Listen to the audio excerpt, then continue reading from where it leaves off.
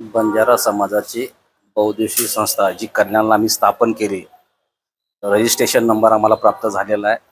आमचे सगळे बुद्धिजीवी लोक त्यामध्ये आहेत. आज जी सविचार सभा आम्ही घेतली ती यासाठी की बंजारा समाजाला एसटीचं आरक्षण का मिळू नये. आज इयत्ता 4थीच्या पुस्तकामध्ये परिसर अभ्यास भाग 1 यामध्ये स्पष्ट दिलेलं आहे की गोरमाटी हा आदिवासी आहे. अजून सरकारला काय पुरावा पाहिजे, अजून काय पुरावा द्यावा आम्ही? तुम्ही आमच्या मोठ्या भावाला आरक्षण दिलं त्याप्रमाणे छोट्या भावाला पण द्या. आज बंजारा समाजाची महाराष्ट्रात जवळजवळ 1.5 कोटी लोकसंख्या आहे आणि हा समाज आज पूर्णपणे रस्त्यावर उतरलेला आहे.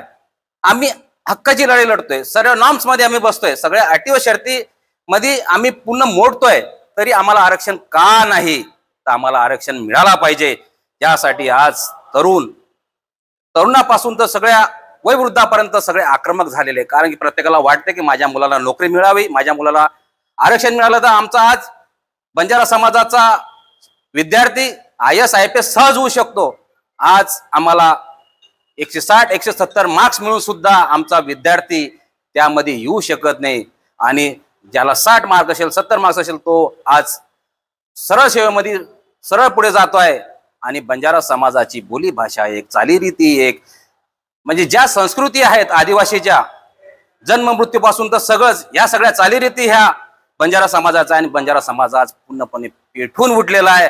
आणि आम्ही पण कल्याणमध्ये सगळ्यांच्या वतीने तहसीलदारांना मोठ्या संख्येने निवेदन देणार आहोत. आणि हा समाजाला कुठंतरी देवाभावनी जवळ करावं. जसं आमच्या मोठ्या भावाला जरांगे साहेबांना आरक्षण दिलं, तसं देवाभावनी या बंजारा समाज सुद्धा जवळ करून त्यांना पण आरक्षण द्यावं. आम्ही तर त्या नॉर्म्स मध्ये बसतोच आहे ना. आम्ही हक्काची मागणी करतोय, आम्ही का दुसऱ्याचं मागत नाहीये. आमचं जे तेच आम्हाला द्या. आज लाखोच्या संख्येने मोर्चा निघतायत.